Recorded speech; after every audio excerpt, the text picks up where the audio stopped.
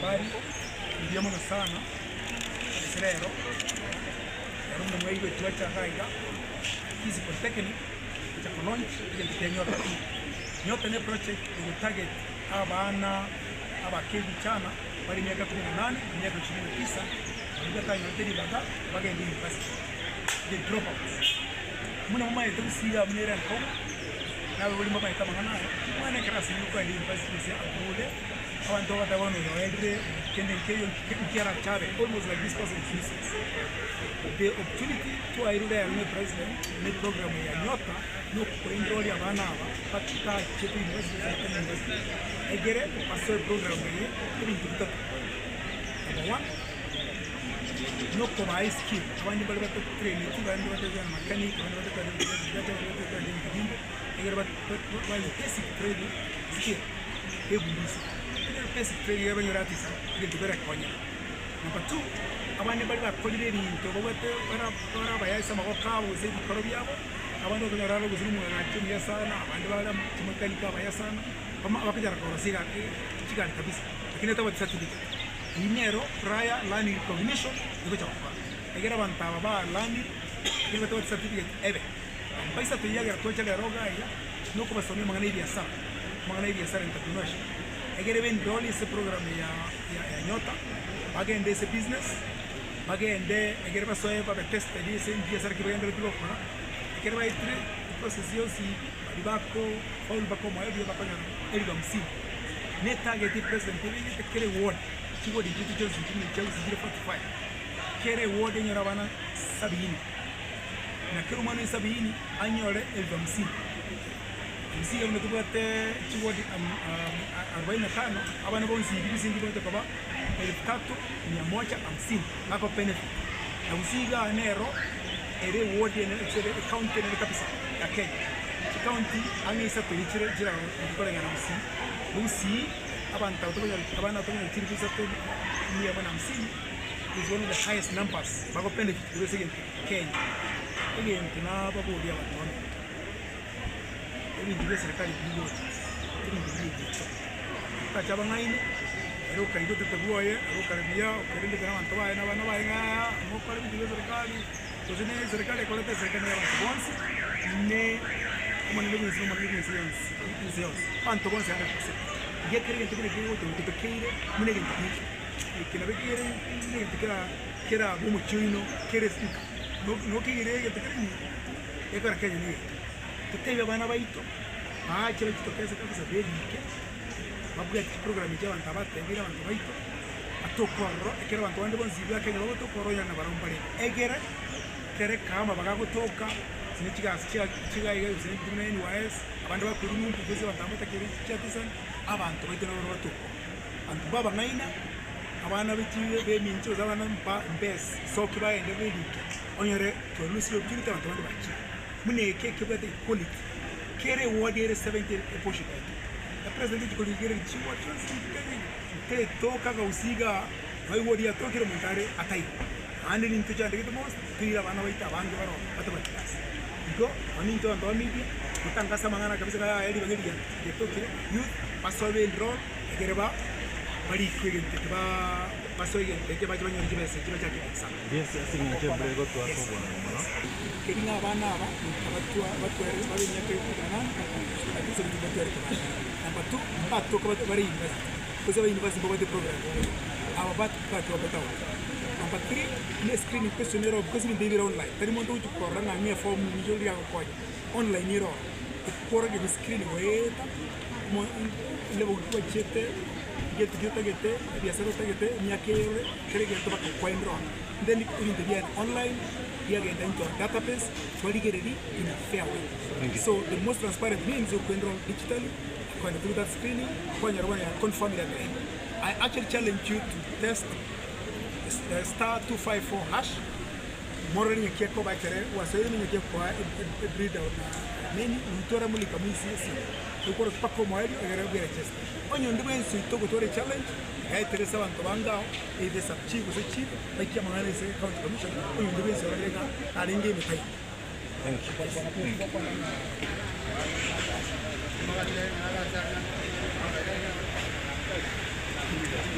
you We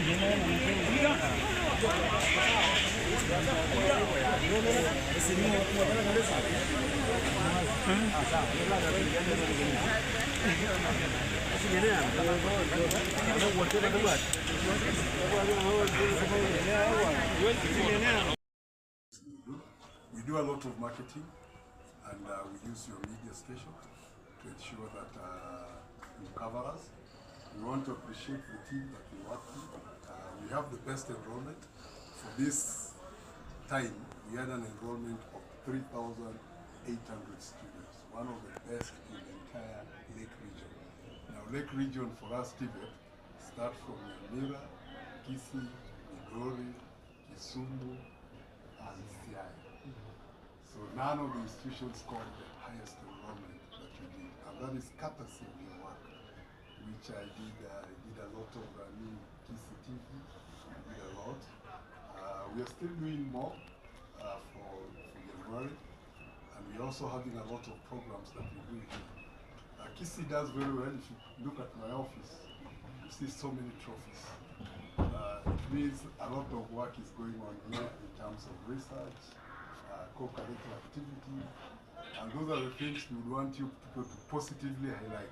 We have our negative parts, that is normal everywhere, and we face those challenges when they come, and we help you to always continue assisting us to face them together.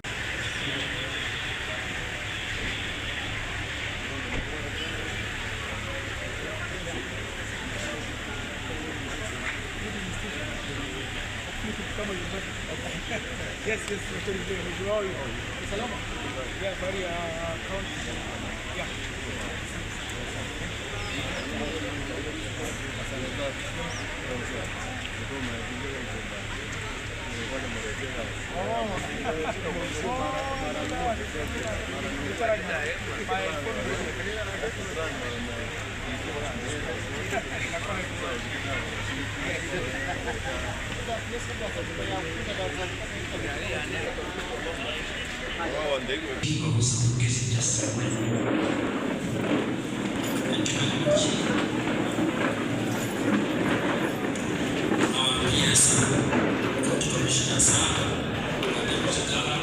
Absolute. Okay, you can sit down. Thank you. My name is Jean Chabira Manene. I'm the Deputy County Commissioner. Chiefs. Officer salute. Salute. DCC Kucha South. We have one assistant. Thank you, sir. Salute. Thank you. Zimaranza County. I have 3 DCCs and 8 chiefs. Salute. Thank you, sir. This and well, thank you, sir. So I have 2 assistant county commissioners and 6 chiefs. Salute. I'm Joseph Mwagi, Senior Deputy County Commissioner. And here is my colleague, SEC, jumping over. Thank you, sir. So, introduce your team. Governor Rob Protocol. Good morning. I can't request the MCS to smile. From you can salute. Thank you, Mheshimiwa. Kitutu Church South to Smame. Mheshimiwa Amos, dear team, thank you. Kitutu Church North. Hawajafika Bonjari wako wote ndani ya nyumba. Santi, you can salute. Nyaribari Masaba, thank you Waishmiwa, you can salute. South Mugrango, thank you Waishmiwa, you salute. Bomachoge Borabu, thank you Waishmiwa, salute. Bomachoge Chache, I can see Honorable Ndari, thank you, salute. Bobasi,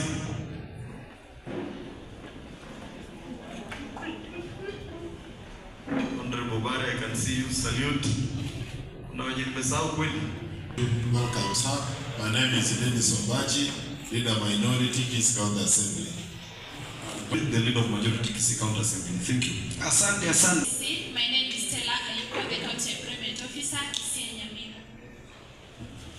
the heads of departments, Musonge Mbele. From MITSA, National Industrial Training Authority. Thank you. Thank you, Kisii, and to our guests, welcome. My name is Maxwell Mbaka, Project Assistant of SEN. Project Management Unit, Nairobi. Good morning, sir. My name is Josephat Oitroke, NSSF Manager, Kisii County. Thank you. Good morning, sir. My name is Atos Mugoi, County Coordinator, Youth Fund Kisii. Well, asante. The Deputy Governor, representatives, leaders, girls who are present today here. Good morning. My name is Dr. John Akola, the Chief Principal, Kisii National Polytechnic. I take this opportunity to warmly welcome you to Kisii National Polytechnic. At Kisii National Polytechnic, we have a student population of 60,589, of which 9,089 are ladies, 7,496 are female. We want to take this opportunity also to tell you that we have modularized our curriculum, so we no longer take students here for more than 3 years. You do your diploma in 1.5 years, and we specialize and train 90% of practical and 10% of skills. So when you are out there, encourage the youth to join Kisii National Polytechnic. Thank you very much. Makofi kwa Deputy Governor. Karibu.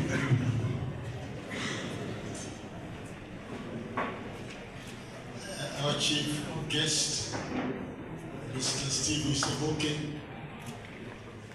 the top commanders of the county, the administrators present, and the youth Amjambo. Without much ado, grant me your time to invite the political class that is present. Na niruhusu kwa heshima kubwa nianzie members of parliament present, ama yule ambaye amekuwa na ujumbe wa honorable members of the National Assembly. Kuna moja? Yes, Nyaribari Chache, this is where we are. This is his constituency, Honorable Zaidi Janda. Ninaona constituency manager yuko hapa. Karibu. But take a very short time because of the pressure of time that we have. Thank you. All protocols of staff, good morning. My name is Evans Makoli Mikali. I'm the constituency manager of Nyaribari Chache, and I'm standing in for our honorable member of parliament, who is out of the country for official duties. With me, I came with my colleagues. Kindly, we follow the same law. I'm with Charles Dorale, who is our director of communication. Salute. I'm with Dennis Kiaka, who is our youth rep. Thank you so much. Thank senators.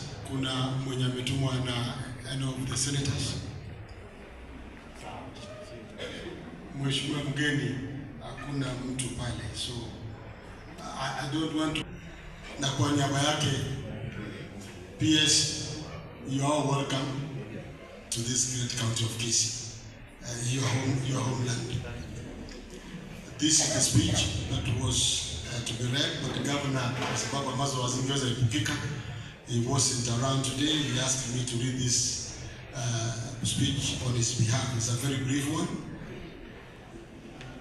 This is the speech of Honorable Bossy Barati, Governor Kisii County, during the Nyota Project nationwide grassroots leaders sensitization forum at Kisii National Polytechnic on this day today. Today marks a great and important day in the history of our youth because development inclusivity is officially with you. Long gone are the days when you were told that you are the leaders of tomorrow and all things were decided on your behalf. It is important to know that early enough that you are now the backbone of our economy through the same SMEs that you are engaged in or that you will be engaged in, and many more activities lined up for you. This day, the National Youth Opportunity Towards Advancement Nyota Grassroots Leadership Sensitization Project is offering an open opportunity to the youth to make their voices heard and their active participation seen. The youth have been provided with an opportunity to step up, to get employed, or to seek any gainful skill that can give a rightful employment. Can also be able to get capital to start business and take advantage of the monetary incentives to save the future. I want to personally thank the government of Kenya and the World Bank for this noble initiative to uplift our living standards through the youth. We are ready as a country to support in whatever means possible to lift the youth to their highest potential. Let it be known that the sky is actually the limit and the base for you. Let's put our heads together as the youth to make sure we take up this opportunity, get the funding and seriously invest and tap into the future with gladness. In our country, where the youth will be placed under employers to gain experience, we are happy that we will get a total of 3,150 youth supported to start their businesses with a startup capital of about 50,000 Kenya shillings. Start small, but grow big. Chief guest, a society cannot grow without the input of the youth, without the support of the youth, because the youth is a resource that is energetic, resilient, and restless, that wants to see something done. All is not lost. Ours is to support you and ensure that whatever you do, you have the support of both levels of government. As county government, PS, we endeavor to include our youth in all the appointments. You would realize, PS, that 40% of the ministers are youth of the county government, and 65% of chief officers are youth. And as we employ shortly, shortly will be meaning from next month or thereabout, because the advert could be coming out, of close to 700 workers. Governor promises that over 50% will be people who are young and who are youth. My last word to the youth, PS, if you grant me 1 minute or so, is to tell you what a great person, two great men told me when I was a young man. Then I was in Form 1, Form 2 through 4. And this one young man, he wasn't young then, but he was young, of course, was a Catholic father called Father Conrad Sifora of Nyamawa Parish. And this is what he told me. In life, do the right thing even when nobody's watching. Later on in life, another great man called Sir Geoffrey Griffin, he of Starry Boy Center. This is what he told me. If the father told you to do the right thing when nobody's watching, and I'm telling you now that as you grow, aspire to have money. And this is what he told me.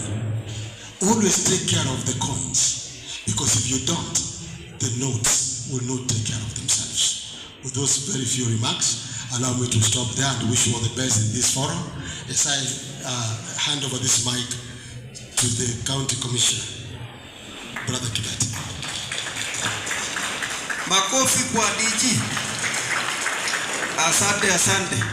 Sasa ni wakati wa kukaribisha mgeni wetu wa heshima wa PS na makofi ya kilo. 1, 2, 3, 4. Fungua. Most of you will actually understand that language. So thank you, Bwana County Commissioner. Thank you, Deputy Governor. Thank you everyone for making time to join us today. I will just take a few minutes to give my official remarks. Then we will give the young people that are actually taking us through this Nyota program today. Then at the end of this, we'll have a plenary session where we will have a question and answer or things to clarify. MCAs are present, some here, some sit at the back. All protocols observed. It's a great pleasure to join you today as we continue rolling out, or in fact sensitizing, one of the most transformative youth initiatives in Kenya, the National Youth Opportunities Towards Advancement Project, Nyota. And many of you know Nyota means star, really meant to give opportunity for youth to shine. Nyota is a better project. Better stands for the bottom-up transformation agenda, which in fact is a flagship job creation initiative of the government under the leadership of His Excellency President William Ruto, who in fact is demonstrating his commitment and goodwill in addressing the youth and employment through practical, inclusive, and results-oriented interventions. As you may be aware, youth unemployment is a great concern across the world, and it's actually been worsened in our continent. In Kenya, every year, we actually get close to 1 million youth finishing different stages of our school, right from high school to university. And unfortunately, or as it would be, we are only able to absorb around 200,000 of those 1 million that can come from the various segments of our schooling. Essentially, we have a glut of nearly 800,000 youth year that are actually not gainfully employed or not fully engaged. And that obviously is a crisis the President is addressing. Kenya, as you know, is a youthful nation with an average of our average population, you know, this is about 17 years. Because many of the people are actually younger than us, very young. And hence, the reason why we have to focus on the youth. The young people represent the future and the livelihood of our country. They constitute the greatest national resource, implying a promising rich workforce. We need creativity, we need innovation, and we also need sort of a capacity to actually change our socio-economic landscape to ensure that we can actually harness this demographic dividend. Dividends when you actually get people producing and all that. So you then get these numbers and you need to look at them in a positive sense.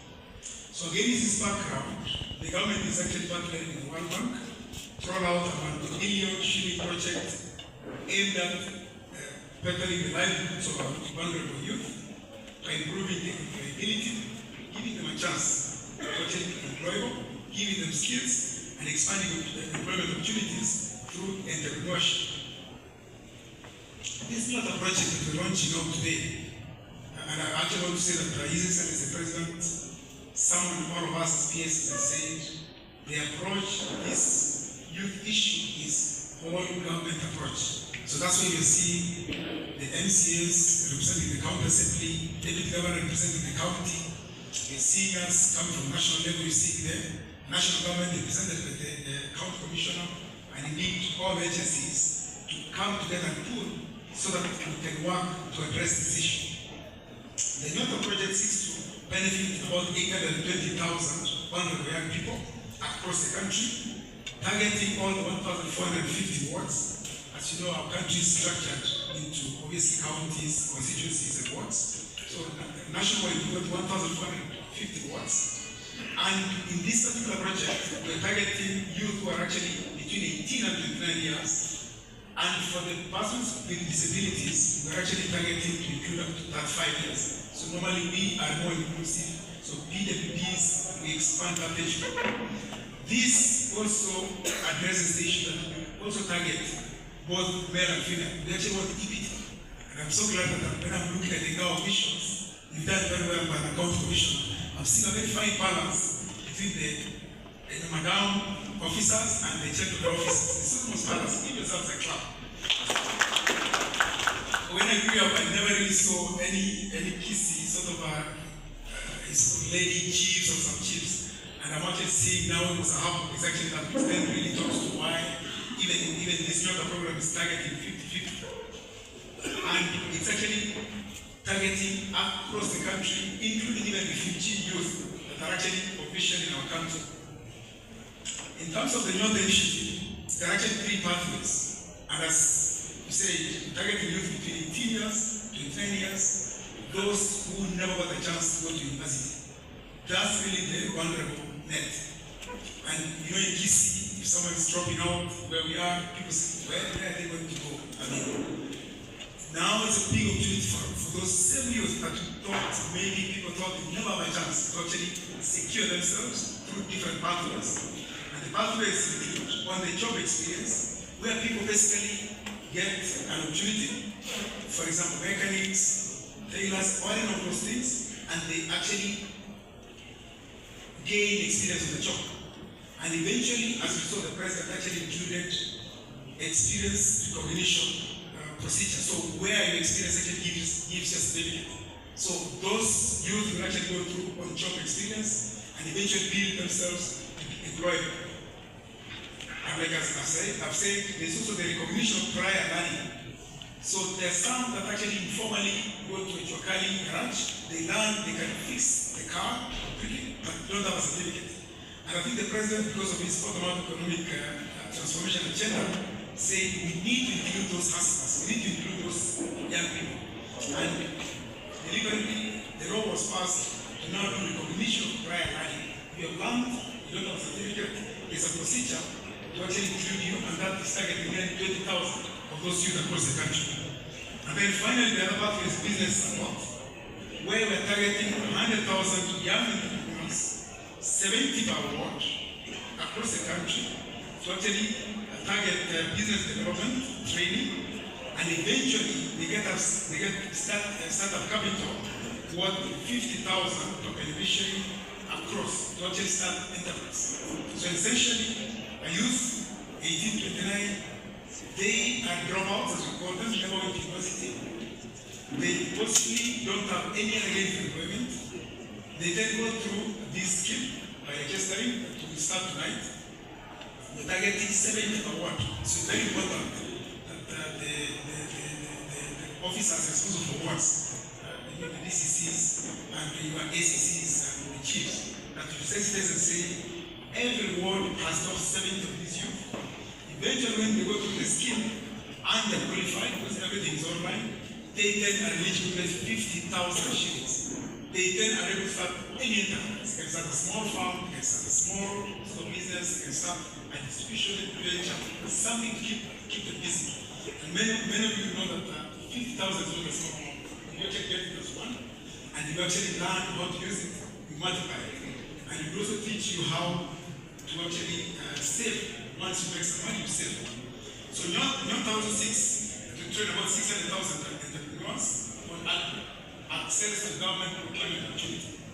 You know that we've now gone into EGP, electronic government procurement, and that has a quota for youth.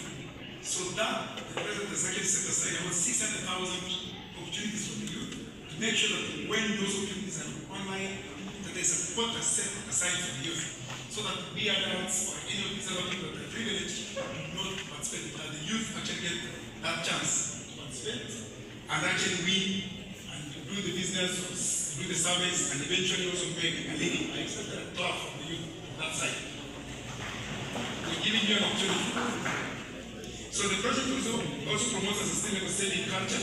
As I say, once you get your 50,000 and you start making money, the government is encouraging the youth to save about 10 to 12% of this. And once you save and show us that you're saving, they will match that saving.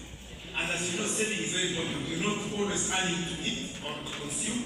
We earn to save so that we can actually secure ourselves for the future. So this project leverages on the strengths we made as a country in terms of mobile technology, as you know. So we need the registering on our mobiles, even in the So even if you're a basic phone, you can actually only send an SMS. We'll show you through the officers how you register with the *254# gives you sort of a menu, and you go in and register yourself. So ladies and gentlemen, as some of you will recall, in March this year, we first launched this brother project, and we got about 1.4 million participants across the country. And eventually there was a screening done, and about 1.1 million actually participated and benefited from this. So what we realized from this is that there was an uneven distribution of both geographical and demographical, meaning across the country we never got everyone we needed. Number two, we never got enough balance between male and female. And hence, the reason why today we are actually out here to initiate a whole government approach to ensure inclusivity, to ensure transparency, and to ensure an effective rollout such that no one is left alone. So this forum this morning serves to run you all around the project and seek your support in mobilizing the potential beneficiaries who may have missed out in that early opportunity. And to actually say that this application process, which will be shown very simple, *254# will open tonight midnight and actually run for the next 12 days. So we shall be relying on the chiefs, the ACCs, DCCs, and the CC and the rest of the people to actually pass the message so that our youth who are eligible do not miss that opportunity. Because we can only win if we participate, we don't participate in the wrong company. During this new application window is actually starting today, we shall count on you to actually help mobilize, lift up the numbers, and especially the wards that in fact receive very low numbers. And I'll share the statistics with the county commissioner. He'll call out for your wards because we have that number, we have the data across the country. And that was a concern of the president to say he does not want to see any youth in any remote or in any ward of the country left out. So that you look at the numbers in your ward. If there are gaps, it is upon you to seek leave and actually go out in the villages and make sure that those youth have been sensitized to actually participate. So on 17th October, which is in about 11 days, I shall come back, and with the county commissioner and the team, we shall then go around to some counties where the youth who have enrolled will then be expected to not be screened physically. It's almost like how we recruit for NYS or police. So you're enrolled, you meet the criteria, now you come to the sub-county to ensure that we're meeting the youth that have registered and they're being guided in terms of the next stage. So this is a journey that starts today, and we have to ensure that the next 6 days also, people are sensitized, and on 17th, the sub-county commanders and the sub-county commissioners, the task is on you to ensure that each one of your wards in the sub-county, including support from your elected leaders, to participate and that we get the numbers, because we're going around with the county commission that day from each sub-county and make sure that you don't have no shows of very limited numbers. That will actually be a good show for you, and obviously the government will be served. So, not that just for information, those who applied initially and are already in the system will not have to repeat application. Those have already been served. And as I say, the project provides for equal opportunity for male and female. And really, we seek your support in this whole project to actually ensure that when the process starts, we shepherd those youth. Because there are different crops, sometimes they need a lot of support. Through the training, all the way to when they get the money and actually when they start sort of implementing their projects. As I conclude, I wish to emphasize that NYOTA is not just a pipeline for job creation, but also something to give hope. They say leadership is about hope. If you are a leader, you can't give hope. Then of course people don't forget. Our work is actually to give our youth hope. And we're being led by our Excellency as the President to show the youth a path, especially those youth that may have thought maybe there's no opportunity. So we are deliberate towards empowerment and action. Not just about giving our young people the tools, the skills, and confidence to shape their future. And this app today is demonstrating that entrepreneurs can be created, and there's no corner of this country devoid of economic potential. And neither is there a Kenyan that has no potential. And we strongly believe, in fact, with the bottom-up economic and social agenda, we should actually be able to actually ensure that the entire country is actually taken forward. With those few remarks, I want to thank you again. Thank you for making time. As you go through this process, because you take it through some of the fine details that already took you earlier, you will get a chance to ask questions. You will get a chance to engage our people to ensure that our youth are included. I thank you and may God bless you.